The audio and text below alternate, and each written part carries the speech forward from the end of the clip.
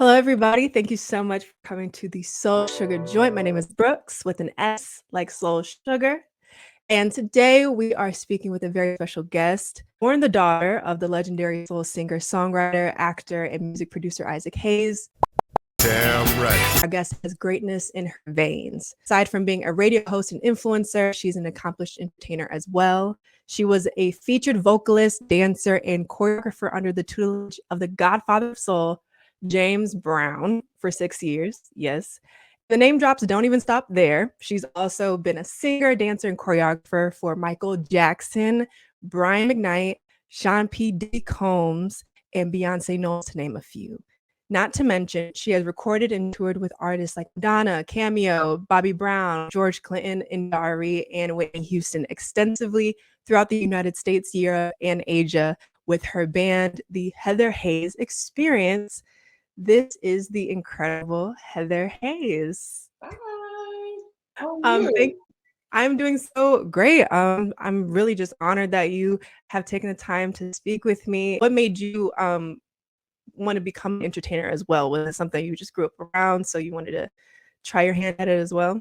I just think it was something I grew up around. I was always around music, but my parents, they just always required us to try any and everything. And so that's kind of what we did. And so at first I was like an ice skater. I was like, I loved ice skating. They wanted me to compete. But then I got into music, and then that was it, music and dancing. I was like, well, this is it for me. And so after that, I just kind of continuously did it. I went to a performing arts school.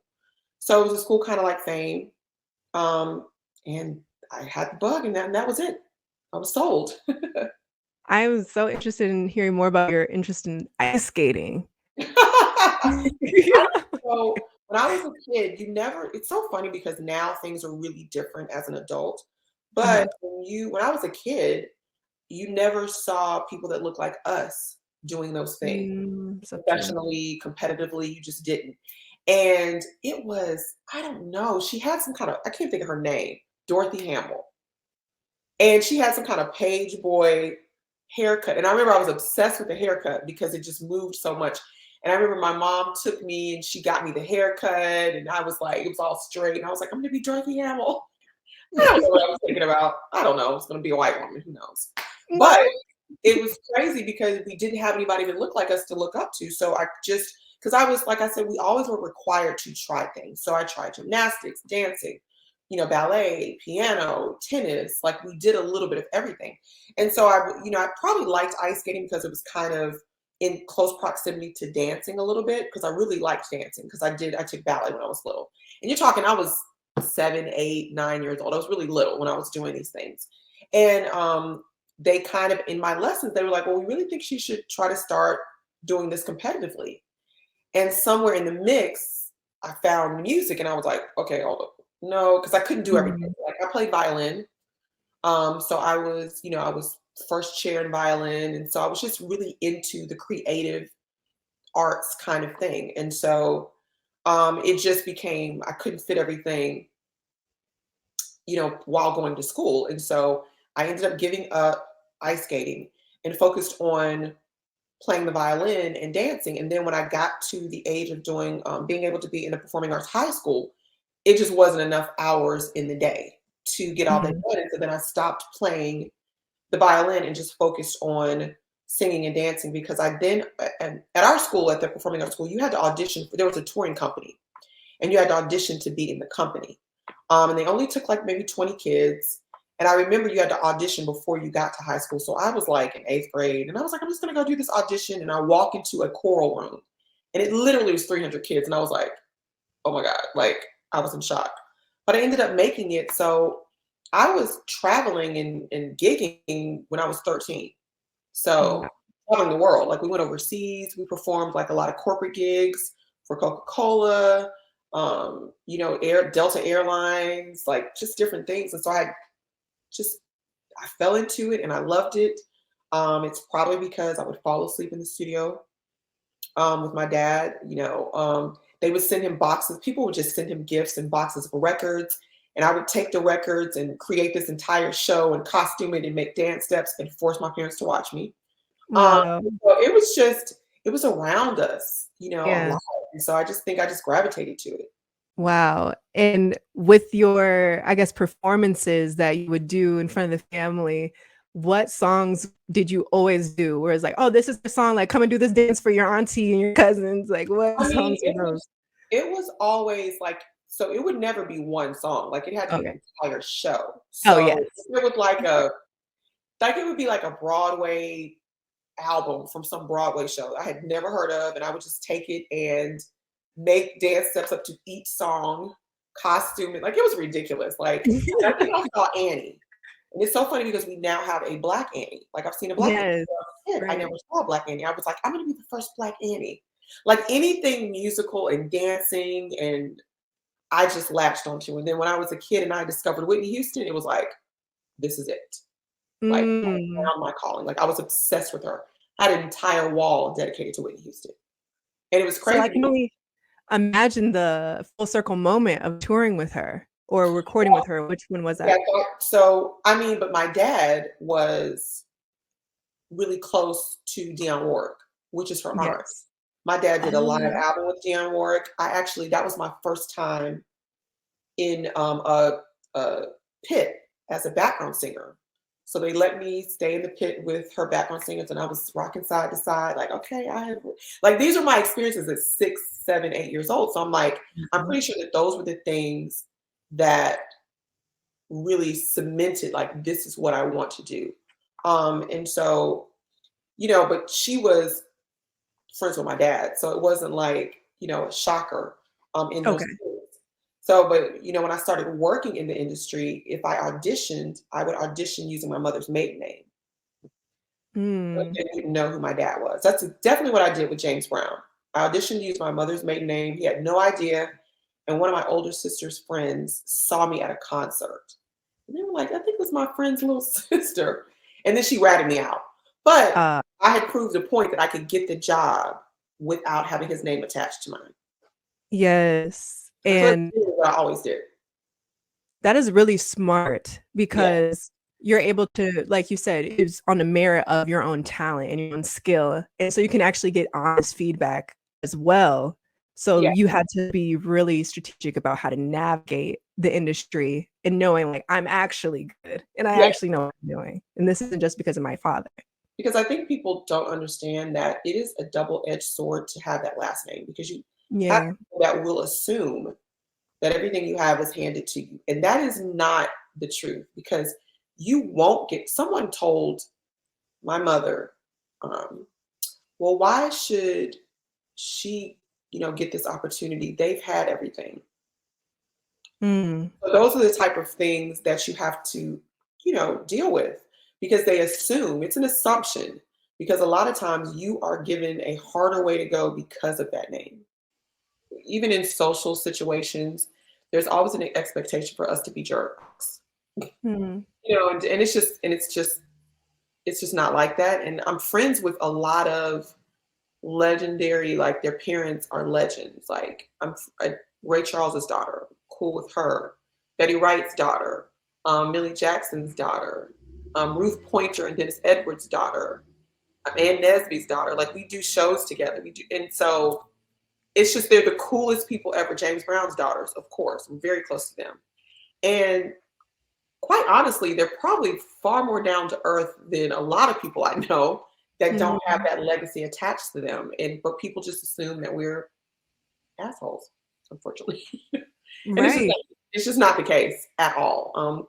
We are, all of us, we're striving and trying to achieve things on our own, just like everybody else. And so, I would encourage people to always take the time to get to know people before, you make a judgment. So it's hard. It's definitely hard. It's like, Absolutely. that's why you keep it a secret, because you want to achieve things and do things on your own merits and know that the work that you've put in is paying off. And so that's essentially why I had done a lot of those things in the audition process. I may not always get caught and busted, but at least from the point of, getting the job, they would have no idea. What was your go-to audition, um, I guess, song that you would choose, or if you had to So do most of choreography? So most of my auditions were very kind of specific. So, Okay. with James Brown, I literally had to just dance, and they just auditions are like some places will make you freestyle, and some people will give you choreography. So with Mr. Brown, I just got to freestyle with a live band, which I'd never done before. So that was really cool. And I mean, we had dances. Me and another girl, we had already danced together. So we already had routines made up. So we just kind of did the routines. And technically, I really didn't have to audition for that job.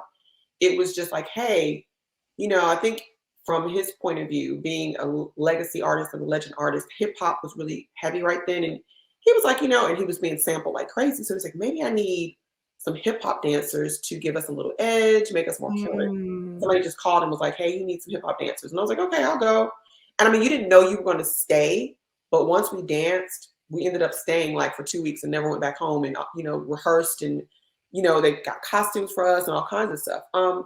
With Beyonce, I had done some TV shows with her. So I did Jay Leno with her. I did 106 & Park with her.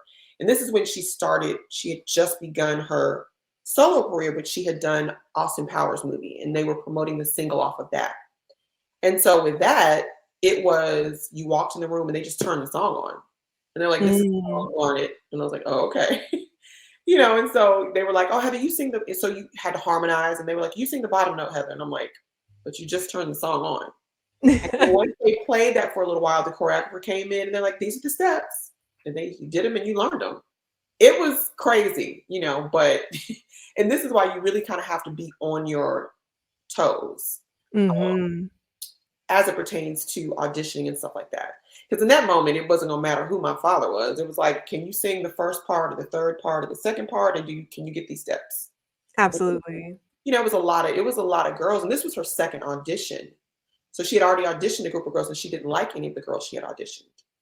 So then that's when a friend of mine who actually danced for MC Hammer knew that I sang and that I could dance too. Because you kind of had to be a double threat. And she called me and she was like, you need to come and audition for this. And I was like, okay, cool. And that's how I had to fly out to LA to audition. But it was 50, 60 girls. And then they cut you down by size and height, because Beyonce's around 5'7", so she's kind of tall. And I'm 5'8". And a lot of dancers out in LA are 5'5", 5'6", 5'4". And so they just cut you down by height and walked you in the room and put on the song. And I was like, learn it. Wow. So, auditions are always set up differently, but you're usually put on the spot. I'll just say that. Okay. And what did James Brown look for in a background dancer and a choreographer? Honestly, I think energy. I think that that's what he really liked about us, is that we had a lot of energy, and he sped up a lot of his songs, and his shows were so big. You're talking 20-piece band, 5 background singers, 8 dancer. Like, he wanted a big show. So he wanted a lot of energy, a lot of intensity. And I think that's what that's what we brought, because he was like, I've never seen anything like this. Because we had he was like, he made the band start playing. He was like, dance. And we looked at each other like, oh, that's it. So we literally just strung a bunch of routines together that we knew and just continued to dance and just didn't stop till he told us to stop. Wow. I know he was like, they're crazy, but I was like, we're going to get this job. Right. It sounds the same way that his music was probably produced, the way that they conveyed it in this movie, Get On Up, which you feel like that was an accurate depiction of who he was? I do. I think, I saw a lot of comments like, well, they didn't touch on this, and they didn't. I'm like, y'all had a 45-year career. Right. Like, it's really hard to touch on every single thing. I think that was a very, very accurate perception of him in the movie. And I know that his children were on set to ensure that a lot of it was as accurate as it could be. I think what surprised people is, even though he's so, I'm Black and I'm proud and all these things, he was super funny. And I think that that's what people didn't understand. He was hilarious. And when y'all understand, he was funny. Like, stuff that will come out of his mouth, you're like, okay, did he just say that? So he was hilarious. And I think that that's what threw people off. But I feel like when you're looking at a person through their artistry, or even through their, if they're giving back to the community, we're not one-dimensional people. Like, you're never seeing the entirety of a person until you're around him, right? I would go to his house. I would sit and eat with him. I would rehearse with him. I'm friends with his children, though, so I know things. And everybody who worked with him knew things that probably the public that's just watching and buying his albums just really didn't understand. So I thought it was, I felt like he did an awesome, awesome job. I really do. Oh, that's so good to hear because I am like a biopic snob. Like I am a critic of like my favorite music artists Mhm. and how they're depicted in films. So that's like a favorite of mine. Get on up. So I'm glad to know that even people Yeah, who know him are like, yeah, that was good. he did. Yeah, he did a good job. He did a good job, for sure. And I'd like to jump right into talking about your childhood just a little bit, just wondering what stage in your dad's career did you come up on the scene? Like, where was he at? Was he He which was album? famous at that point, I think. Okay. Um, I think people always ask this question though. I feel like when I think a lot of celebrities, which you probably, I know like Halle Berry, especially with social media and things like that, you hear a lot of celebrities like herself who really try to keep their kids out of pictures in the public eye because you want them to have some sense of normalcy. Right. And so it really was because I think what people fail to realize is when you're born into a situation, you only know that situation. So everything about it is normal. Exactly. And so I mean, it was just normal how he lived. It was, when I look back, it was very extravagant when I was a child. I had no idea because that's the only thing that I saw. But they worked really hard at, after school activities, you know, oh my goodness, things like that. They worked really hard at all of those things. And so I didn't know he was famous like that, Mhm. until I don't think you realize those things until you get preteen age. Because then your peers and people you go to school with, they know it. But, when you're little, you're like, yeah, I mean, it's just dad. He's gone a lot. When he does come home, it's like your grades are bad. You're going to be on punishment. Like, you're like, it's just normal stuff. And Yeah. so you don't really have a full grasp on the fact that he's famous. And I also think that until you become an adult, I didn't understand the impact of not only was he Mhm. famous, but the impact that he really had on Black music. Had no idea. I mean, because you don't really care. You're like, oh, he's trying to tell me what to do. Like, oh my God. Yeah. You know what I mean? Yeah, I mean, he's we're your Black. dad. Like, it's our dad. It's like nobody Yeah.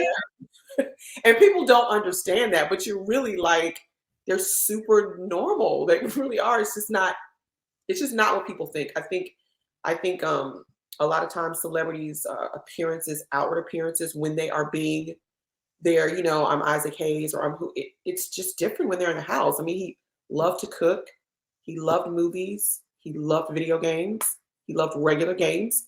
Like he would make you play Monopoly till he won. It's like, oh my God, these are the things that like literally it was just normal. And so Yeah. I think the difficult part and the painful part was when the teasing and the bullying came, I just couldn't understand it. Like, why? Like, who cares? You Mm. won't really understand because you're not viewing them in that way. And so that was extremely difficult and extremely isolating for me. So you would When get I was teased little. for being his daughter growing up? Yes. Oh, I mean, that's it was like, you think you're this because your father's that. And I'm like, no, oh, like, nobody cares. Like, and you don't like what I'm saying is you don't understand that how fortunate you are. You don't understand that you're living in a way that most people are not. And the funny thing is that when you get older, you kind of go back through your life, and you just think about things. And I remember one specific time, um, I was 12 or 13 years old, and I had a Halloween party hmm. at my house. And mind you, we weren't really allowed to have a lot of people at our houses, especially if he was at home. I didn't get it then, but I get it now. Didn't get it then. It was annoying, but I was allowed to have a Halloween party. And so I invited about 10 girlfriends to come over in costumes. And I remember and it's so funny because I visualize it now, when the parent came to drop them off at the front door, they looked like, what in the world?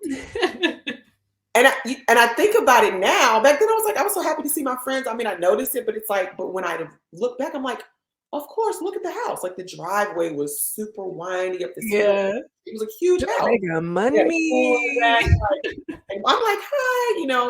So you Mhm. don't really realize that you're living a different life in those moments. You don't. And then, so in turn, you Mhm. don't really understand why people care so much and why people are being so mean to you for it.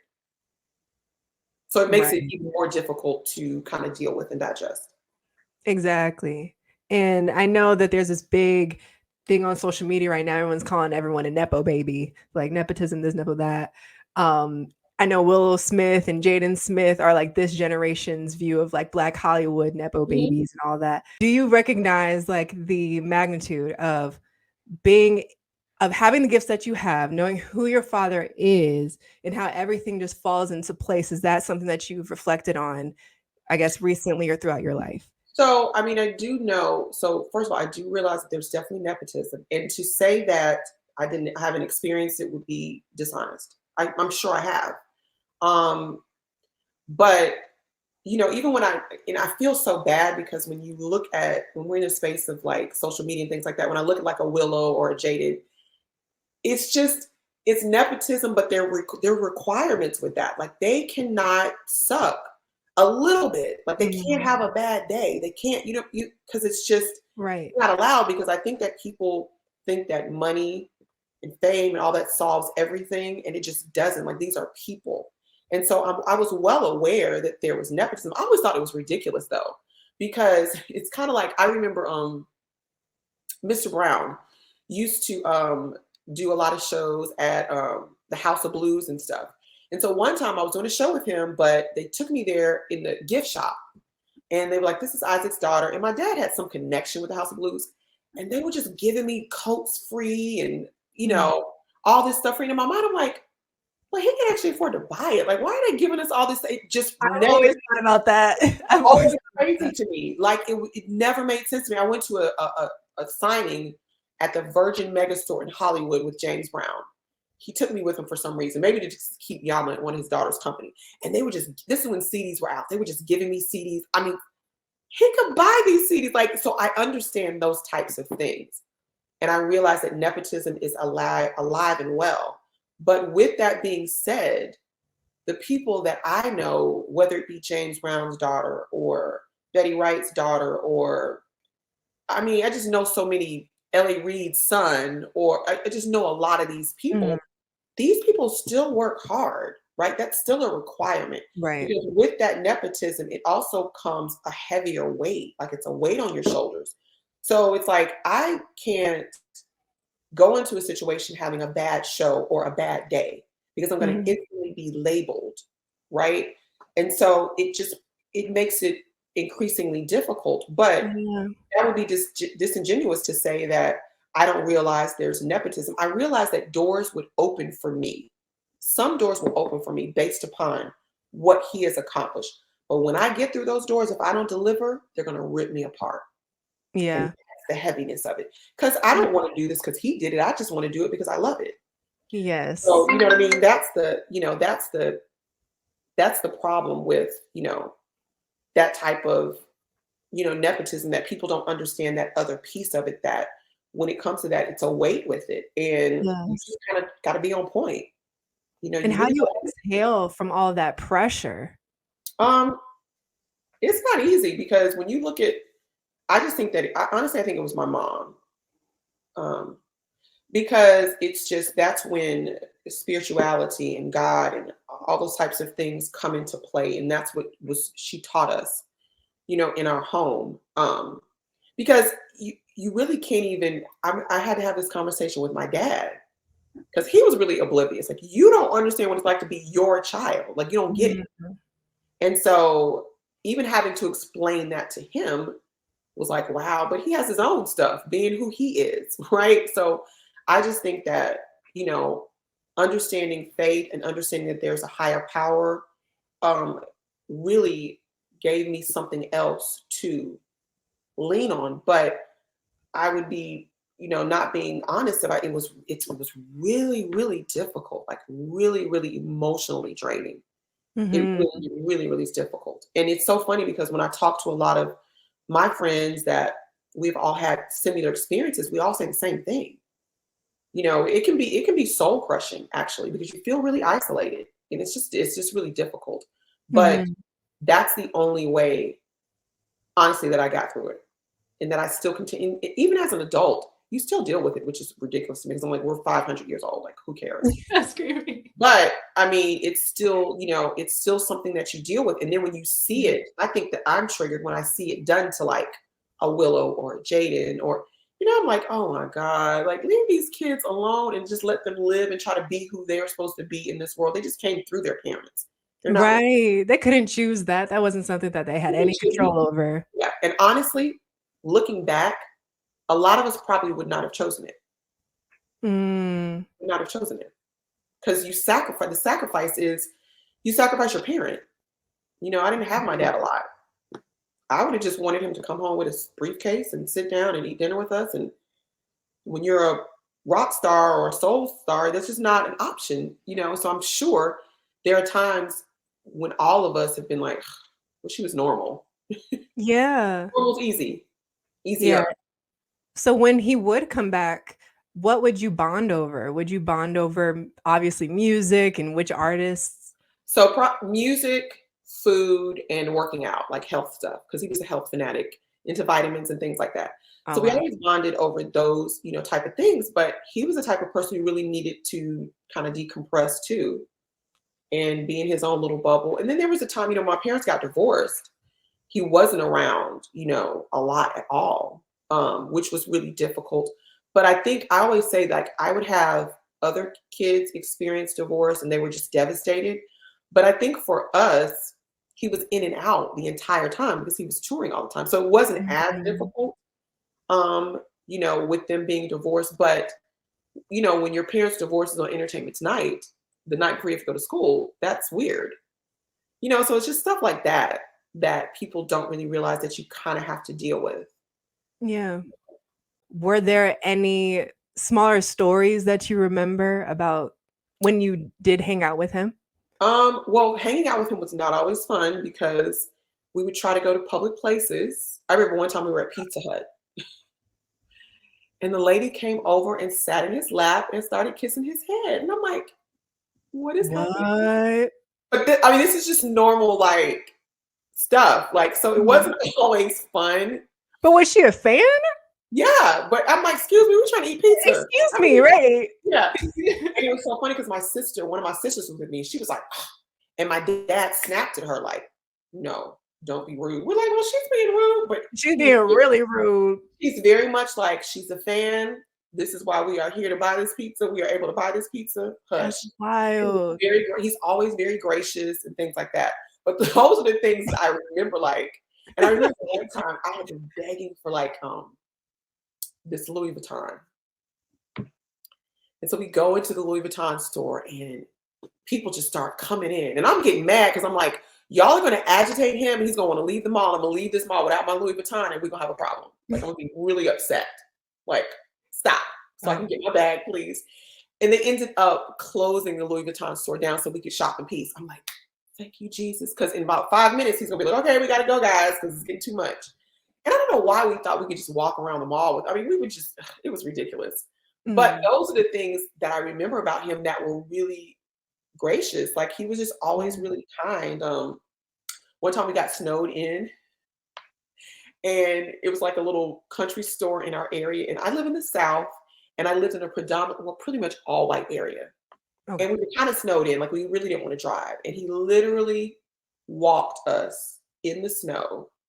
And some of my step siblings were with us. So it was like, 5 or 6 little black kids walking in a predominantly white area with a tall black man with a bald head in the snow. I know people were like, what in the world is going on? Like, I remember that he walked us to the store to get food because we really couldn't drive to the grocery store. So those are things that I remember about him, just like really normal and cool and fun and loved to play games, watch movies, and trivia was his thing. And, because he was super smart. He was the salutatorian of his class and he had multiple scholarships graduating, and he was really poor, but he chose to go for music instead of the scholarships. So, just those things that people don't, know about him. Like, he was definitely a game player and just fun. We just had fun. What kind of trivia? What was he like really good at? So I remember that game called Trivial Pursuit. And I sucked at it. Like him and my brother Isaac, they always know stuff that nobody cares about. Like super smart people know. And I'm like, well, I would never even know that. How many centimeters is Mars from? I'm like, Right. that's the kind of stuff that they would know. And they would make fun of me like I'm dumb or something. I'm like, whatever, I don't even care. Yeah, that's not basic knowledge. I'm doing just I'm like, fine. Thank you. that is not my ministry. I don't care. Like, but those are the things that people like. He was really smart and he would know stuff, and he was an avid reader. Those types of things that people probably don't, know about him. And given the fact that he grew up with nothing is really remarkable. Yeah. Wow. Yes. I mean, it comes across in his music. I was just listening to everything today. I mean, even the fact he named his song Hyperbolic Yeah, System. and we still have no idea what that means. But I think my mom told me it's Pig Latin or something, but who knows? I'm like, Okay. what in the But I'm world? like, okay, super long Yeah. word, like, and just even the Yes. even the classical feel of his music and Mhm, the juxtaposition of him adding in genres that did not necessarily go together, but when he was mhm. masterfully arranging them, it's just like, well, this man is actually a genius. And So, which he was told not to do it, and it would never work, which is funny. He wow. stayed persistent in what he heard.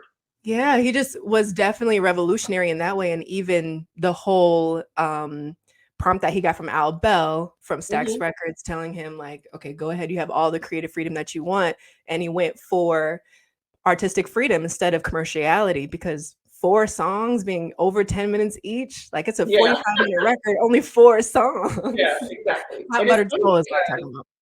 I think in that instance, the reason why he had a first album that did not do well at all. It was called Presenting Isaac Hayes. But he Yes. was primarily a writer, really, at that point. So he wrote all the, Sam and Dave hits and all those kinds of things. And so back then, record labels you had to have a quota to present. So you had to have X amount of records, and they were short in album. And that's how my dad was able to put that album out. They needed the album. Right. He was like, I have one. And that's literally, and some DJ, I think in Detroit, I want to say Detroit and Chicago started playing it, which was very, like I said, it was like the songs were super long, and they were like, nobody's gonna play that. Well, that DJ did, and that's how Isaac Hayes became Isaac Hayes.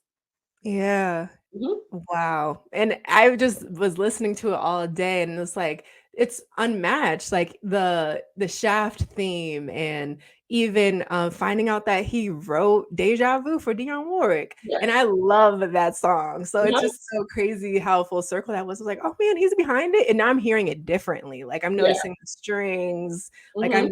I'm just imagining him singing it and how Yeah. the pacing of it and everything. Yeah. Uh, Definitely. so good. And what's your favorite era of music? Um. Ooh, I think I'm like a '80s, like late '80s. So we're looking at Whitney, Shaka, Angela Bofield, like just Anita Baker. And that's when I connected as like, oh wow, like I want to be a singer. And these women's voices are awesome, like Regina Bell, singers. I definitely, of course, you love the Queen, Aretha Franklin, Patti LaBelle, but in that moment in time when I discovered like, oh, I can sing and I want to sing, and these are the women like I resonate with their voices. So it would have been the late '80s, early '90s. Yeah, there were so many powerhouse female vocalists, especially in R&B and soul Yeah. music. And Hmm. how would you, I guess, distinguish between R&B and soul? Like, if you had to come up with your own definition, do you think they're interchangeable, or what are your thoughts on that? I just think it's changed. I think it's changed a lot. I think soul music is um, a little bit more raw and Mm, more organic in the way that it's created. And I think R&B is more polished. You know what I mean? Because then yeah, it can be received, right? Because you can see the change in music from like the Aretha Franklins back then, and it was edgier, it was rawer, um, more organic because the way that they sat in the studio and literally created it on the spot, as opposed to when you get into R&B, I feel like it's a little bit more processed and a little bit more polished. Um, but I mean, everything has to evolve, right? And so to me, that's just the difference, of it. And if you look at, like, if you watch these films of how these records were created versus how like a Whitney Houston record was created. It's very, very different because we have a lot of masters of my dad's that have never been released. And we have sat and listened, and you hear them in the studio creating, like it's the coolest thing. And it's like, okay, like these are live instruments playing, and somebody messes up, we got to start over, do this note. It's really cool. Wow. It's I really, never even thought of that. Like, yeah. yeah, So they the had live feel- instruments, but I never thought of somebody messing up and them having to start over yeah, for some reason. where they're singing and all of that at the same time. Whereas when you get into late 80s, 90s, the track is done, then you bring the singer in and then they sing, and you might have background singers come in. It's different because I've sang on Sam Salter was an R&B artist signed to LaFace. I sang and wrote on his album, but I also sang background for Arrested Development live and on their album. And so that's when you come in to where you're doing different tracks and you're stacking, right? But that's different than you have three girls around a microphone singing their part. So it's just the feel is different, and I feel like you can hear it in the music. Oh yeah. And Mhm. I talk about this a lot with my audience. Like we talk about the feel of certain artists today, like Cleo Soul, and she's a part of a collective called Salt, which reminds me so much of like the influence that Isaac Hayes has on Mhm. today's music. Yeah, And it just feels like a jam session. It feels like they're literally just sitting down in a room together, spitting off ideas and recording. yeah, And that yeah, feeling is what I think when people say R&B is dead, I think that's what they're talking about. yeah. I think they're thinking about the process. The process is different for sure. I mean, I wasn't around to experience it like that back then, but like I said, I've been able to hear reels of it. And if anybody ever has a chance to go to the Stax Museum in Memphis, there's a room and you can hear Otis Redding and you hear them working on the songs. They play it. So Wow. it's just a very different experience. You know, when you get into like the 90s, which is when I was pretty, getting out of high school and going into studios, it was different because the technology changed too. So it made it much easier to record. It was a faster process, but I think through that faster process, it changed the feeling of it, the rawness of it. It took that away. Doesn't I mean I love R&B music, but I think it's just far more polished. Right. What do you think or what do you hope the future of this genre is? I really hope that it continues to include all of it. Because I Mm. do hear people like when you get to like Leela James or somebody like that, that's raw to me. Like she's still giving me old school soul music, R&B. I really hope collectively that we can, you know, everybody play their position. And I don't care if it's, soul music or R&B. I just think that we need to make sure that we do not do away with live instrumentation and the creativity of creating music.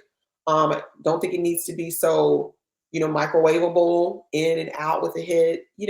So I think that I think what the internet has done and streaming has done is you can really find people who are still doing those types of music. You might not hear it on the radio, but there are people that are doing that type of music, and I think that people are being exposed to it, and I think that that's really, really important, especially for our community, because what I have noticed is that I have what you would call like a corporate band, and so I perform at a lot of private functions, and the lion's share of my audience is white, and these are white kids. I could go to the University of Georgia for a party, and they're going to ask me for Otis Redding.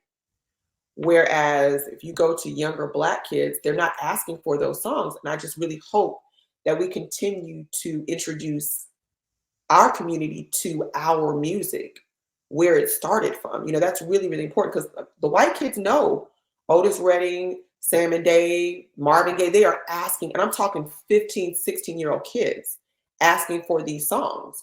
And so we need to make sure that we continue that legacy of what came before and how we got from point A to point B. And allow those kids they can go and search it online, right? They can hear it. And so I just think that in that continuation, we just need to embrace everything, so that these young artists are able to hear all different types of R&B and soul music and be able to create their own style and their own feel. Yes, 100%. That's like the whole ethos of why Soul Sugar Joint is even created.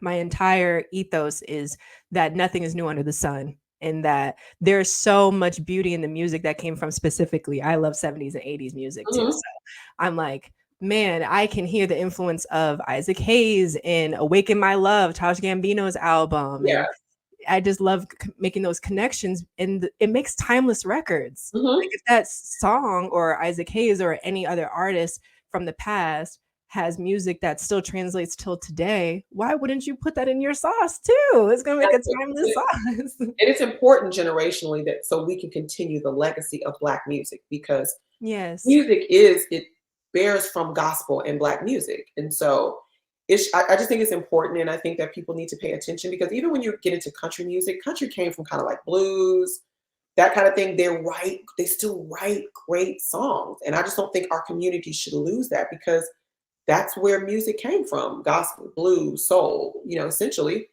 And it's just important that we make sure generationally that we continue that, and we continue to teach children that. Yes, 100%. Is there any advice that you would give to someone who wants to be in entertainment and they themselves might have someone that they are being compared to? They might be a family member or a father. What would you say to them? What was your advice? I mean, my advice is basically you just really have to kind of stay true to yourself. I mean, that name that you are born into, it's never going away. I tried everything to make it go away. It doesn't go away. So you really have to turn inward and focus on yourself and focus on your craft, and do it because you love it. Work on it because you love it. And I feel like ultimately God will open a path for you, that where you're supposed to be, despite everything that's going on around outside of you, because you really have to block out the noise. And that's for anybody doing anything. If you want to get something done, really, really block out the noise. And that is what it took me a long time to learn that. And I think that I would have had a far more pleasant experience doing it had I learned very early on that it's never going to be over. He's always going to be Isaac Hayes. People are always going to be in awe of the fact that he's Isaac Hayes. But he validated my gift. I know my gift comes from God. And so I'm just going to work on that and walk through the doors that God opens for me. And that's just really all you can do. Really good advice. I know that's going to help somebody who's watching or listening. Just And they say, do you that? And I mean that in every sense of the word. That's all you can do, right? You are here for a purpose. You came through your parent, but you have a purpose, and you have to hone in on your purpose. And once you find it, you got to work on it. You got to perfect it. You got to perfect your craft. And you have to have tunnel vision for that. what songs do you recommend? Like, who should we be listening to right now? Who are you loving right now? Any Um, art? Coco Jones. Let me just say, Oh, yes. again, that's what I mean. Like, they were able to marry like that old soul music, and and really kind of, it's R&B, so you can get the younger people to listen to it. Let me tell you, I love her. That's my advice right now. But I'm gonna be partial to that because it's soulful, and it's like giving me 1970, Yeah. Gladys Knight or somebody like that. So Reminds me of D'Angelo a little bit. I See yeah, You, especially. Yeah. yeah, Very gospel-y.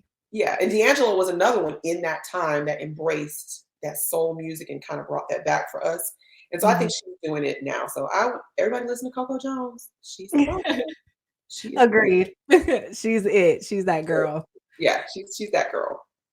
Is Yeah. there anything you would love to plug now that the our time is winding down? I want you to have the floor and talk about what you're working on right now. Well, I work on, I have 5,000 jobs, but I actually do, follow me on social media, which is Heather Hayes on all social medias. I think on TikTok it's the Heather Hayes. Um, but of course, um, by the winter should have an album out, probably an EP, I would say, because I have some songs, a few songs out right now. I covered a Christmas song called "The Mistletoe and Me" that my dad did, with this jazz group Centric. And I wanted to do it jazzy because I wanted to do it different. He actually recorded it before I was born, which was crazy. And it's when you listen to it, like, it's still relevant. I was like, how do you record a song in the 60s? It was in that movie, um, with Michael Ealy, and when the crazy man was in the house and they Oh, bought, Perfect Guy? what was it called? Perfect Guy? No, Is not Perfect Guy. that When they bought the house, I can't think of her name. It was in a oh, movie, and I was okay, sitting in the wait. movie theater, and I'm like, that's my dad's voice. And I was like, oh my God, that's a Christmas song. So I was like, oh, I should re-record this because he loved Christmas. So that's out on social. I shot a video for it. It's called The Mistletoe and Me. You can find it. I also have a single on iTunes that you can actually download. And I did a video for that. And you can just search it. But also, I do a tribute to my dad. The show is called Hot Buttered Soul. And I sing and we perform all the songs he wrote and produced and performed live with a live band, horns, the whole thing.